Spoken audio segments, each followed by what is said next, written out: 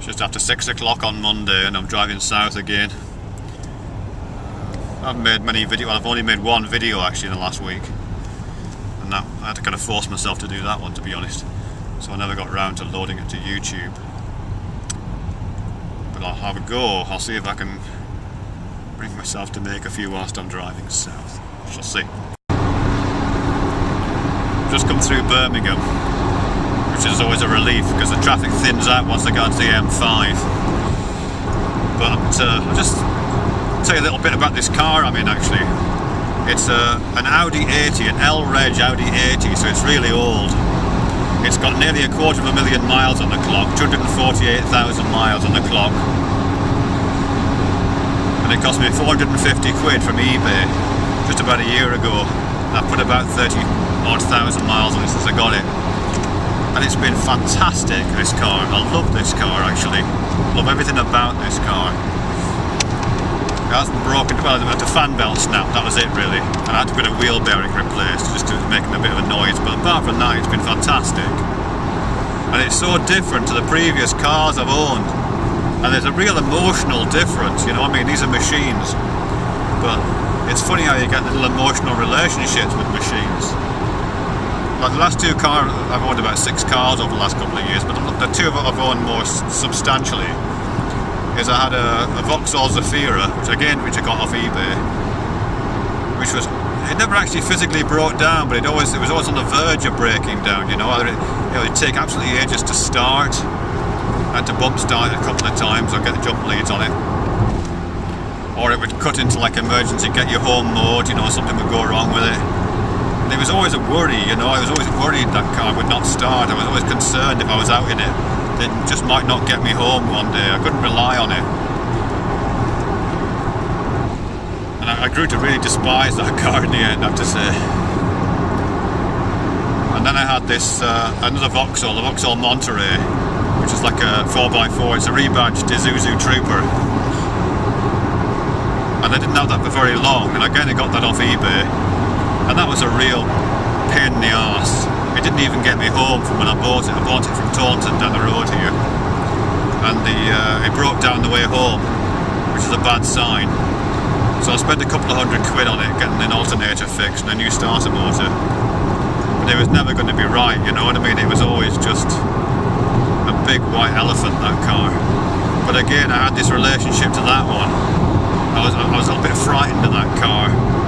I loved it because of its size. But it was always a bit frightening somehow because it was so unreliable again. But this car, with it being so reliable so far at least, touch wood, that I've grown to really, really, really like it.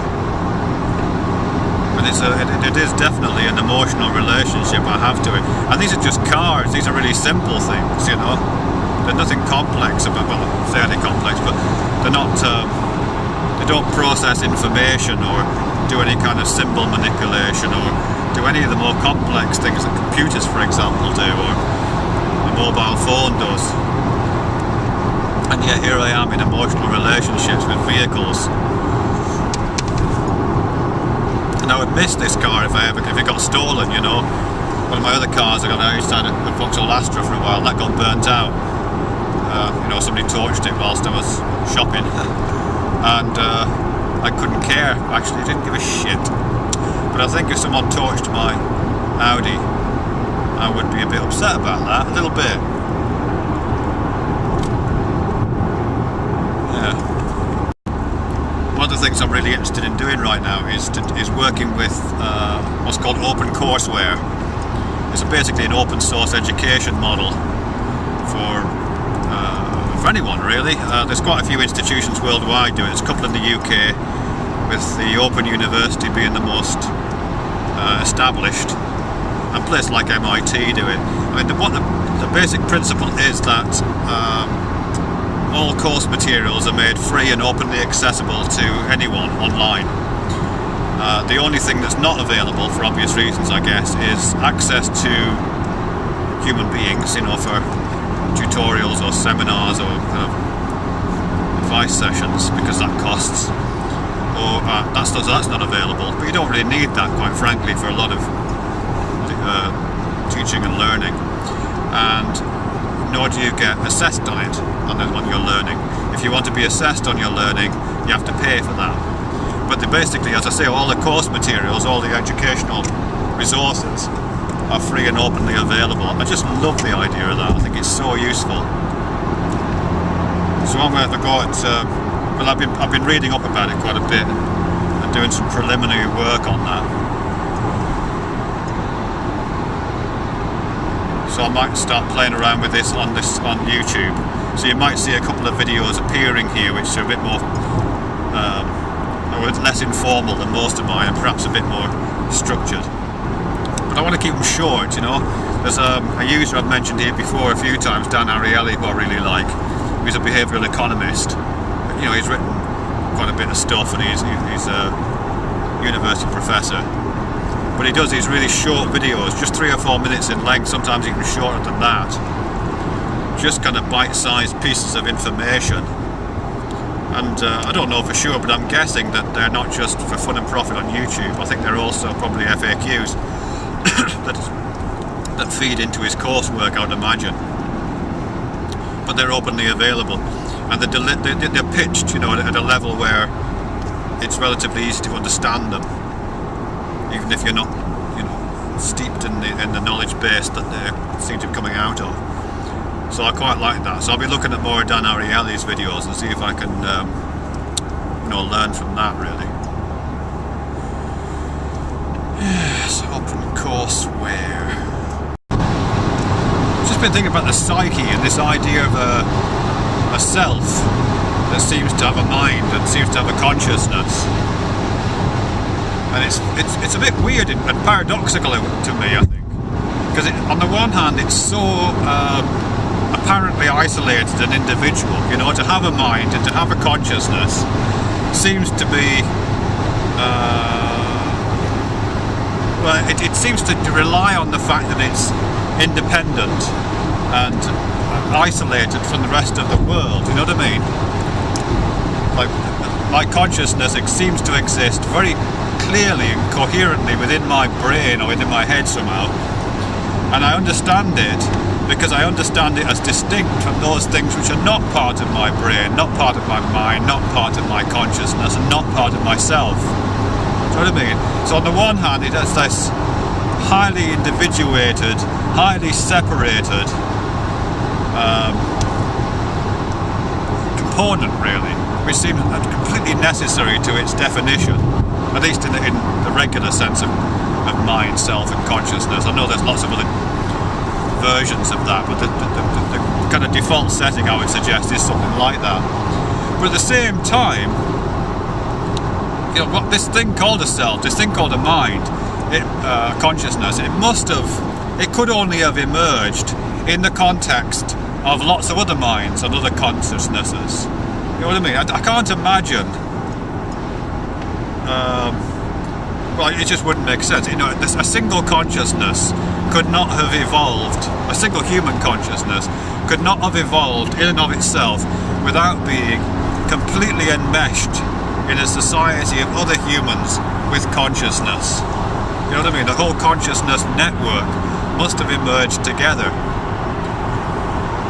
So it wouldn't make, as I said, I don't think it would make any, it'd be like language, you know what I mean? It wouldn't make any sense for language to emerge in one person. You know what I mean? It can only emerge out of interactions and out of relationships. That's the only way that language can develop, isn't it? And I think the same is true of consciousness. Or phones, like my phone, you know what I mean? It wouldn't make any sense for my phone to be the only phone in existence and for people to invent a phone like that. It only makes sense in the context of a network of other phones and other phone users. And in fact, the value of the phone goes up, doesn't it, the more other people have phones. I don't know who the first person to have a phone was, or the first two people to have phones were, but there were very limited devices for a long time until they became completely accepted and ubiquitous. Phones were completely hopeless, really, or had very limited usage, let's put it that way. But the value of a phone goes up the more people are on the network. And similarly with things like faxes and internet and everything else, you know, the value of each individual entity in that network goes up the more appliances are attached to it. And the same is true, I guess, I would imagine the same is true of psyche, let's call it, by which I mean consciousness, mind, all that. You know, the value of an individual psyche goes up the more other psyches there are around, and the ways of using it increase, just like the ways of using a phone increase when there's more users. So yes, just to reiterate, even though psyche feels independent and is defined really in terms of human consciousness, I would suspect, in terms of its isolation from the world, of the feeling of it being isolated from the world, it could only have emerged in the context of lots of other minds all bootstrapping one another up together really, and adding value to one another as they increase. You know, the more evolved mind you have, the more the value of my evolved mind becomes. Weird that. Just thinking again about Julian Jaynes and his theory of the origin of consciousness in the bicameral mind. I made a few videos about this recently because I was going to do a conference paper on it, but I didn't get the funding, so I can't go to that particular conference. But I'm still thinking about Julian Jaynes. I mean, just to review the theory he had, which is 20 years old now, but and was widely criticised, but not necessarily, but always admired even by its critics, is that at some point in relatively recent history, say 3,000 years ago, the structure of human consciousness changed quite dramatically from what he called a bicameral model to something like contemporary consciousness. And the bicameral model is one in which, as the name implies, there are two chambers. Bicameral means two chambers to the mind, which would manifest itself as, you know, rather than what appears to be a monologue going on in our minds right now, a single kind of internal narrative that we're constantly kind of living. Instead of that, there would be a sense of well, he described it as verbal hallucinations. We would kind of hear one part of our brain talking to the other part, and some of our thinking would seem to come from somewhere else.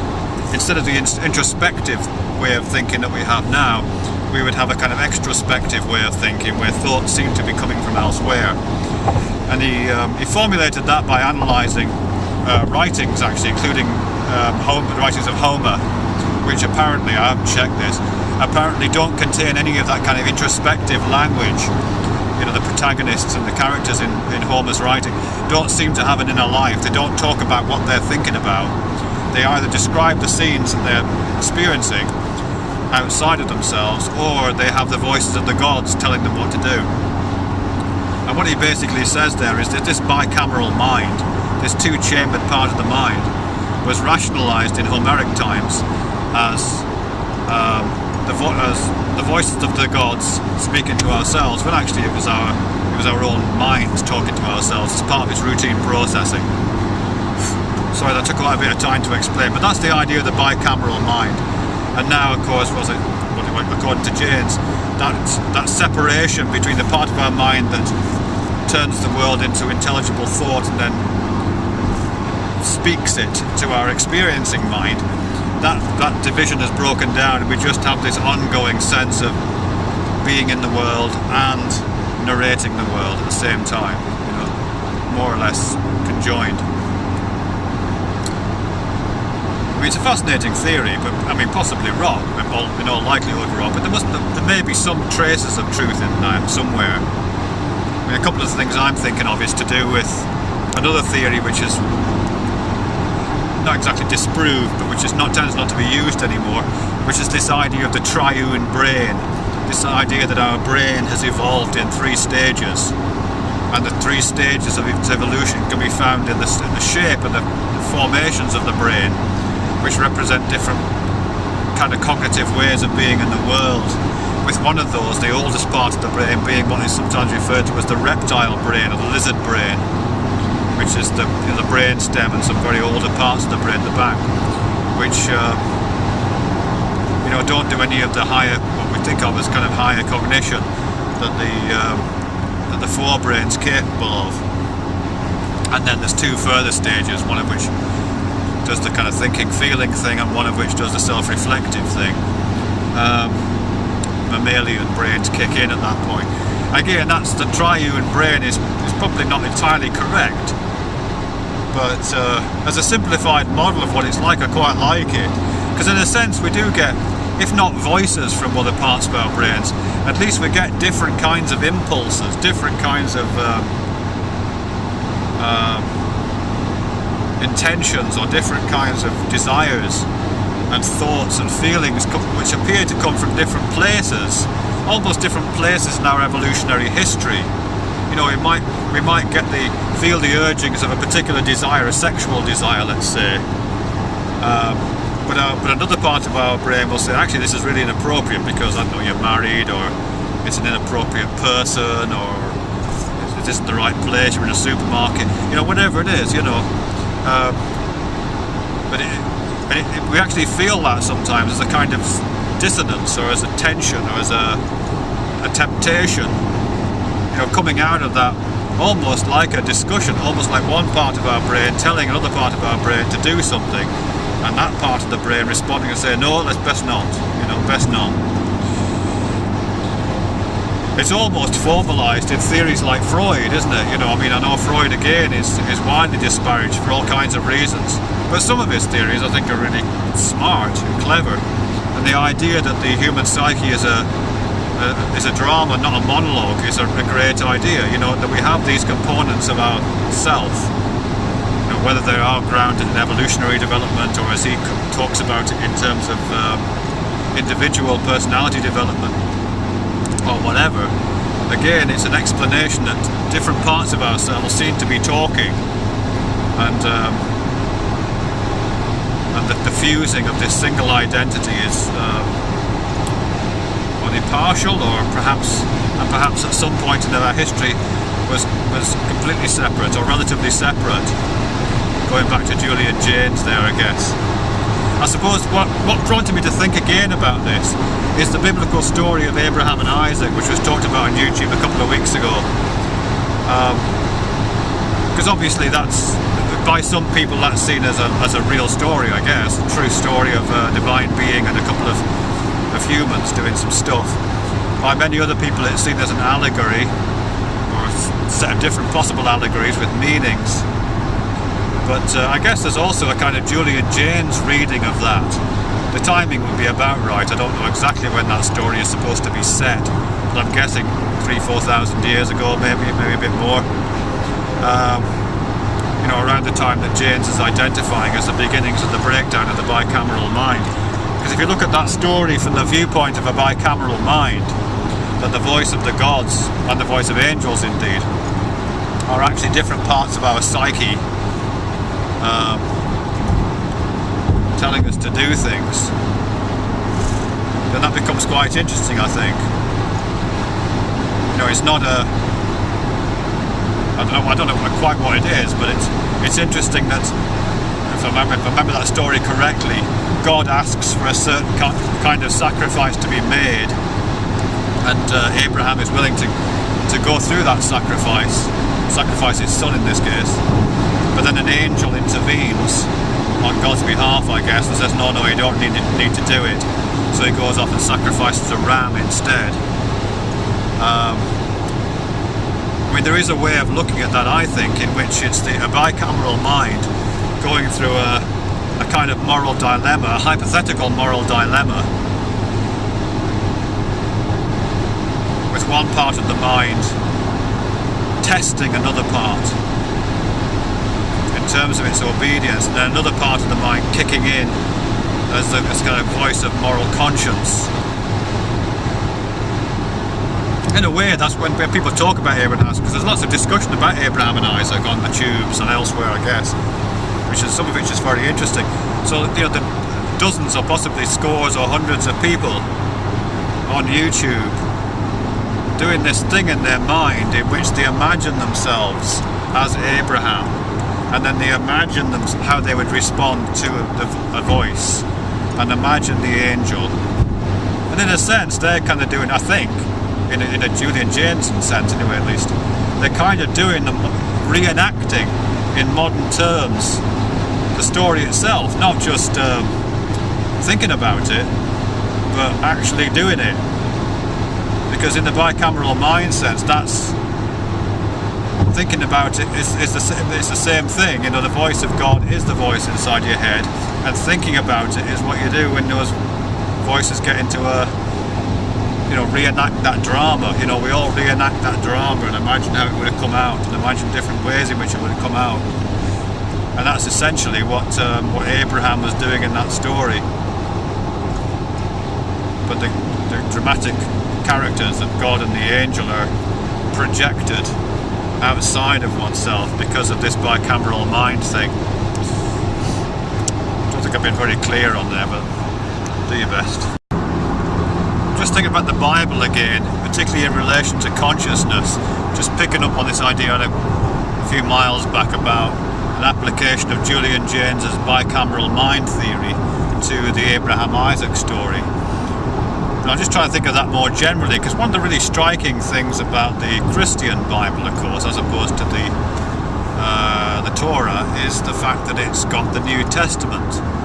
You know, we've got this figure of Jesus that appears, and that is the Son of God in human form, and that is somewhere between God and man, you know, depending on whether you're an Aryan or not, or something. But it's a contested idea, you know. I mean, I think there's a way of reading that story, and I know it's probably a completely perverse reading, but I think there's a way of reading that story as an attempt to understand the breakdown of the bicameral mind from the position of, you know, Bronze Age shepherds 2,000 years ago, not just shepherds, you know, Bronze Age scholars 2,000 years ago. I mean, how would they think about the changes that had taken place in their own consciousness within just a few hundred years history?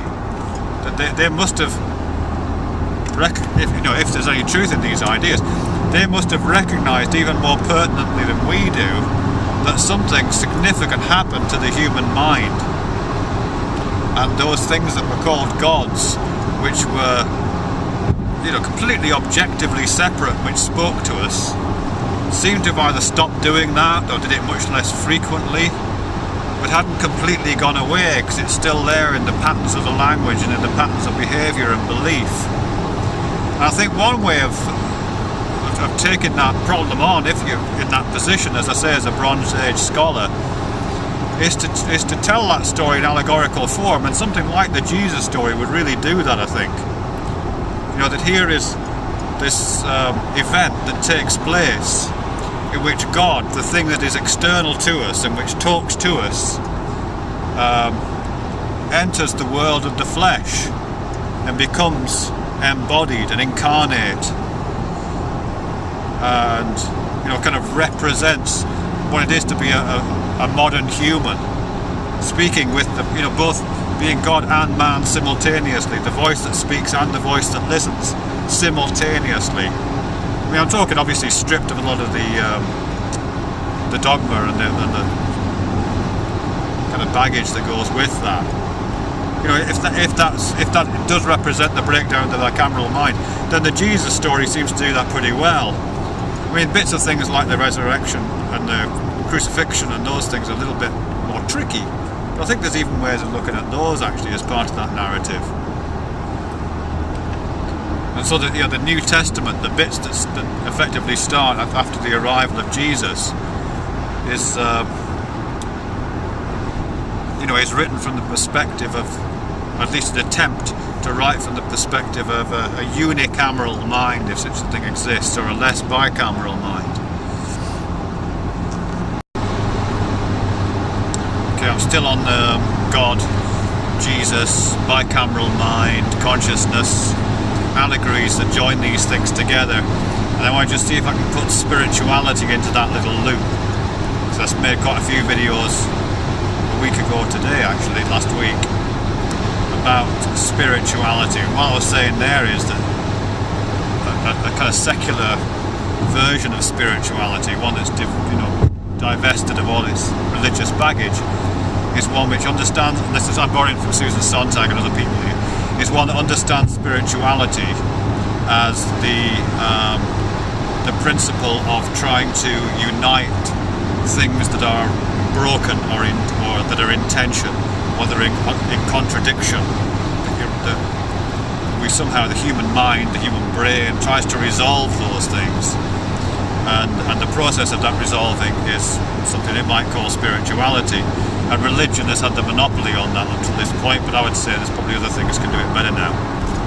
But just in terms of what I was talking about before, which is this bicameral mind, the mind has two chambers, or used to have in archaic history, when at a certain point the separation between those chambers broke down, and now we have this what appears to be at least a fairly singular mind. It feels like it's all ours most of the time. We don't really feel like people are, spirits or a different part of our consciousness is talking to us normally. So spirit. Yeah, so just thinking about this, I guess this relates to the Trinity, the Father, Son and the Holy Ghost, or the Holy Spirit. Because I think there's probably a way of looking at that as the Father being the voice of the externalized conscience, let's call it, the voice of an externalized rationality before that process of breakdown which caused it to be introspection. The Son within that Trinity would be the experiencing self. The self experiences the world, and then hears the voice of the Father as an externalized other in that kind of bicameral way.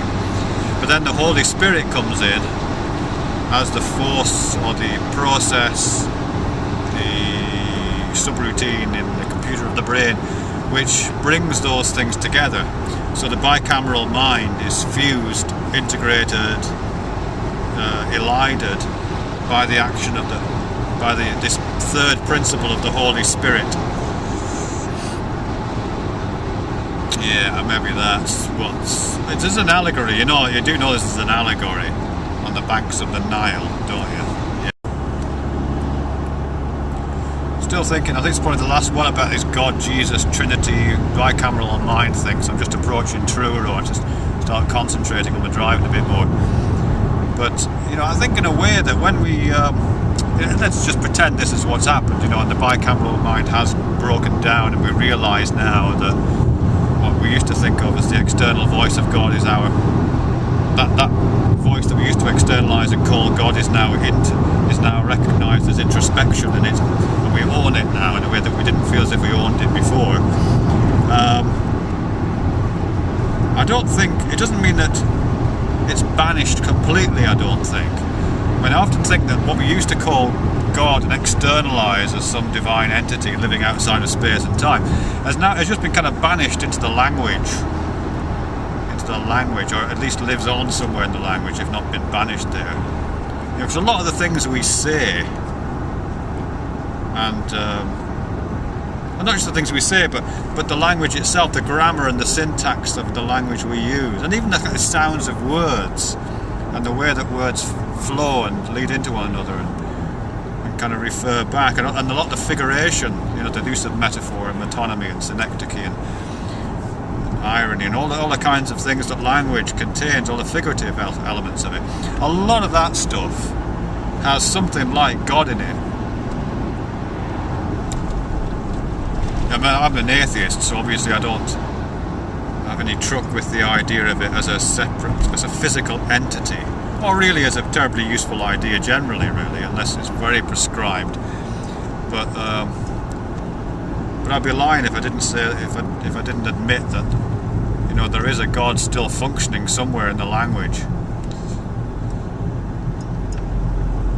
I'm not talking about the logos. I mean, that might be part of it, but yeah, a lot of the things we say, I think, have got God talk in them, really.